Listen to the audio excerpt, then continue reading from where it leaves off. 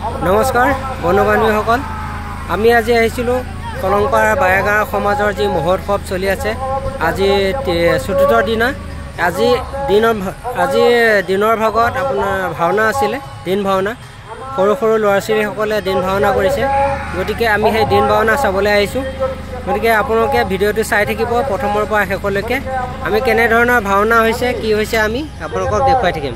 ধন্যবাদ। কলংপাৰ বায়েগাঁও যি মন্দিৰ ভাগ, এই কুৰণী অঞ্চলৰ বৃহৎ অঞ্চলৰ গুণী জ্ঞানী পণ্ডিতসকলৰ এই চিন্তাৰ চৰ্চাতেই এই বৰডুঙা পথাৰতেই এই মন্দিৰ ভাগ স্থাপন কৰাৰ চিন্তা চৰ্চা কৰাত তেখেতসকলে প্ৰথম অৱস্থাতেই বাঁহ আৰু খেৰৰ চালি দিয়ে এই মন্দিৰ ভাগ প্ৰতিষ্ঠা কৰা হ'ল। পিছলৈ তেখেতসকলে যি ফাকুৱা উৎসৱত তেখেতসকলে এই মন্দিৰ ভাগতে হেজাৰী নাম আৰু অংকীয়া ভাওনা, শংকৰদেৱ গুৰুজনাৰ যি অংকীয়া ভাওনা তেখেতসকলে উপস্থাপন কৰে। প্ৰতি 5 বছৰৰ মূৰে মূৰে তেখেতসকলে আমি কলংপাৰা বায়েগাঁও সমাজৰ যি মহোৎসৱ চাবলৈ আহিলোঁ।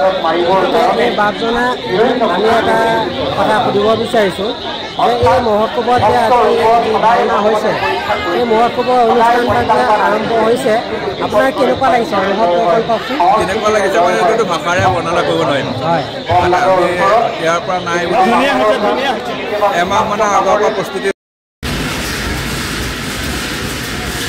হেজাৰী ভাওনা তেখেতসকলে প্ৰতি 5 বছৰৰ মূৰে মূৰে কৰাৰ চিন্তা চৰ্চা কৰে। এই বায়েগাঁৱৰ যি মন্দিৰ ভাগ, এইখনেই তেখেতসকলে কলংপাৰ বায়েগাঁও সমাজ নামেৰে নামাকৰণ কৰা হয়। কিছুদিনৰ পাছত তেখেতসকলৰ সেই মন্দিৰ ভাগ যি খেৰৰ আৰু বাঁহ বেতেৰে যি মন্দিৰ ভাগ প্ৰতিষ্ঠা কৰি ৰাখিছিলে, সেই মন্দিৰ ভাগ লাহে লাহে পকাৰ ব্যৱস্থা কৰিলে আৰু লাহে লাহে এডোপ কৰি পকা কৰি শেষত লাহে লাহে তেখেতসকলে মন্দিৰ ভাগ অকণমান ডাঙৰ কৰাৰ চিন্তা কৰে। এই মন্দিৰ ভাগত কি আছে আমি তাৰ অকণ কথা ক'ব বিচাৰিছোঁ। এই মন্দিৰ ভাগ যেনেকৈ নামঘৰত 5 খলপীয়া বা 7 খলপীয়া সিংহাসন প্ৰতিষ্ঠা কৰা হয়, এই মন্দিৰ ভাগতো তেনেধৰণে 7 খলপীয়া সিংহাসন ইয়াতে প্ৰতিষ্ঠা কৰা হৈছে। আৰু এই প্ৰতিষ্ঠা কৰাৰ পাছৰ পৰাই তেখেতসকলে এই চিন্তা চৰ্চাটো অলপ বহল দৃষ্টিভংগীৰে কৰিবলৈ লোৱাত প্ৰতি 5 বছৰত যি হেজাৰী ভাওনা, সেই ভাওনা উৎসৱ ভাগ উপস্থাপন কৰি আহিছে। কলংপাৰা বায়েগাঁও সমাজত এই যি 12খন ৰভা আছিলে প্ৰথম অৱস্থাতেই, তাৰে এখন ৰভা বৰ্তমানে নাই। এতিয়া 11খন ৰভাৰে এই মন্দিৰ ভাগৰ যি ভাওনা তেওঁলোকে কৰি আহিছে। বৰ্তমান কলংপাৰ বায়েগাঁও সমাজত তোমালোকৰ কি ভাও? ৰাম। তোমাৰ লক্ষ্মণ। আজি ৰাম আৰু লক্ষ্মণৰ ভাও কৰিবলৈ পাই কেনেকুৱা লাগিছে? তোমাৰ কেনেকুৱা লাগিছে? ভাল লাগিছে। তোমাৰ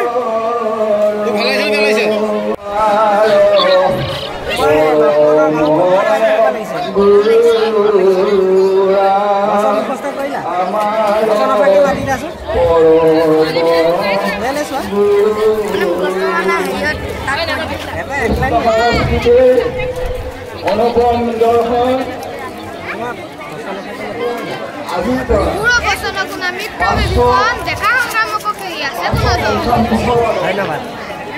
11খন ৰভাৰ তলিতহে এই ভাওনা নাম প্ৰসংগ তেওঁলোকে কৰে।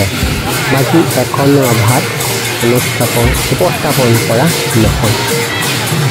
এই বৃহৎ অঞ্চলৰ প্ৰতিখন ৰভাতে হয়তো এখন কোনোবা এখনত 2-3খন গাঁও মিলি এই যি 11খন ৰভা আছে সেই 11খন ৰভাতেই তেখেতসকলে এই যি ভাওনাৰ কাৰ্যসূচী বা নাম প্ৰসংগৰে কাৰ্যসূচী তেখেতসকলে উপস্থাপন কৰি আহিছে। আজি 14 দিনৰ কাৰ্যসূচী আপোনালোকক এটা দৃশ্য দেখুৱাই আছোঁ। এই 14 দিনৰ কাৰ্যসূচীত দুপৰীয়া নাম প্ৰসংগ হৈ গ'ল আৰু ঠিক 2 বাজিৰ লগে লগে কণ শিশুসকলৰ দ্বাৰা অংকীয়া ভাওনা আৰম্ভ কৰা হৈছে। 11খন ৰভাৰ তলৰে পৰা 11জন সূত্ৰধাৰী আৰু তেখেতসকলে যি নাটক উপস্থাপন কৰিছে নিজৰ ৰভাৰ পৰাই প্ৰৱেশৰ স্থল আৰু এই বাৰেগাঁৱৰ মন্দিৰটোৰ চাৰিওদিশ পৰিভ্ৰমণ কৰি আহি আকৌ নিজৰ যিখন ৰভাতলিত তেখেতসকলে বাকী বচন যি পৰিৱেশন কৰে সেই বচন আকৌ তেখেতসকলে মাতে। গতিকে বৰ্তমানে প্ৰতিখন ৰভাৰ তলিৰ পৰাই কোনোবা শ্ৰীকৃষ্ণ প্ৰৱেশ কৰিছে, কাৰোবাৰ ৰাম লক্ষ্মণৰ ভাওনাৰ প্ৰৱেশ কৰিছে, কাৰোবাৰ কোনোবাখনত কালকেতু প্ৰৱেশ ঘটি আছে, কোনোবাখনত তেনেকৈ ধৰণে যিখন নাটক উপস্থাপন কৰা হৈছে সেই নাটকৰ এজেষ্ট যিসকল ভাৱৰীয়া আছে সেই ভাৱৰীয়াসকলে প্ৰতিখন ৰভাৰ তলিয়েদি প্ৰৱেশ কৰি থকা দেখা গৈছে। এইধৰণে এটা সুন্দৰ পৰিৱেশ দেখা গৈছে, যথেষ্ট দৰ্শকৰ সমাগম হৈছে। গতিকে প্ৰতিখন গাঁৱৰে যি এই অনুষ্ঠানৰ লগত জড়িত হোৱা সকলো মানুহে আহি পেলাই ইয়াতে একেলগে জড়িত হৈ এই মহোৎসৱ ভাগ সুকলমে কৰি নিয়াত সকলোৱে উঠি পৰি লাগে। বৰ্তমানে অসমত তেনেধৰণৰ মন্দিৰ কেইবাটাও হোৱা দেখা গৈছে।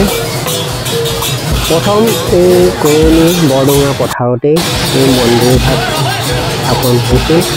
তাৰপিছতো আমাৰ অঞ্চলৰ কিছু গাঁৱত এই মন্দিৰ বাৰেগাঁও মন্দিৰ হিচাপে দেখিবলৈ পোৱা গৈছে।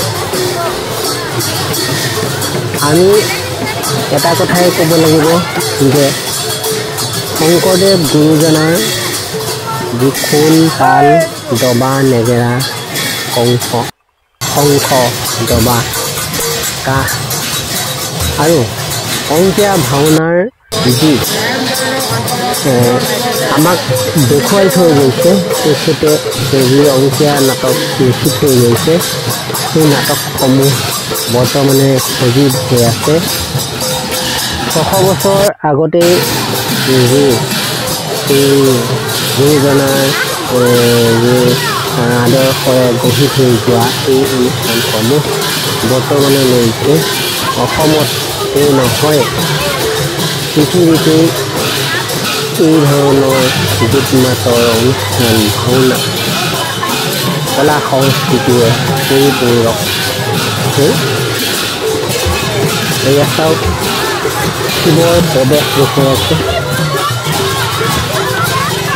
এয়া শিৱৰ প্ৰৱেশ কৰি আছে লগত নন্দী হিন্দী।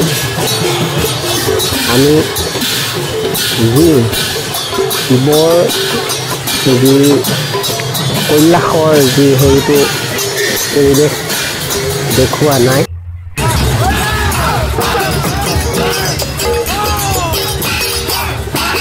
এয়া চাওক বাহিৰত ভাৱৰীয়াসকলে প্ৰৱেশ কৰি আছে, মন্দিৰৰ পৰা বাহিৰলৈকে গৈছে।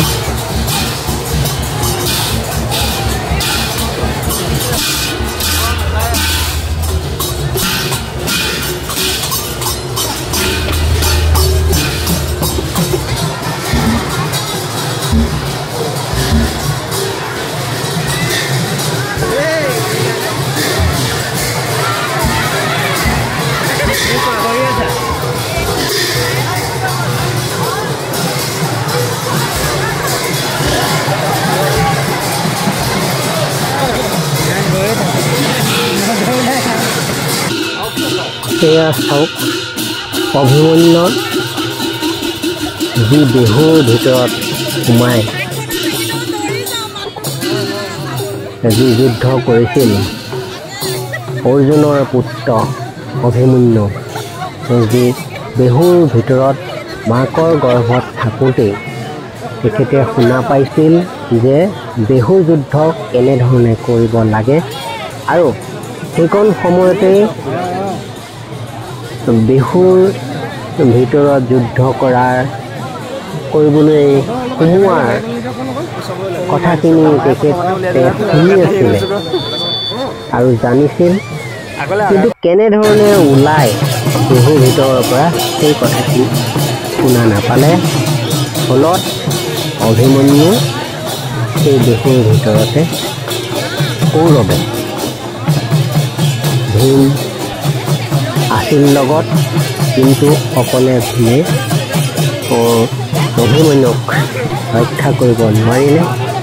কৌৰৱৰ যিমান 100 পুত্ৰ লগত তেখেতৰ যুদ্ধ হ'ল। যুদ্ধত শেষত অভিমন্যু বধ।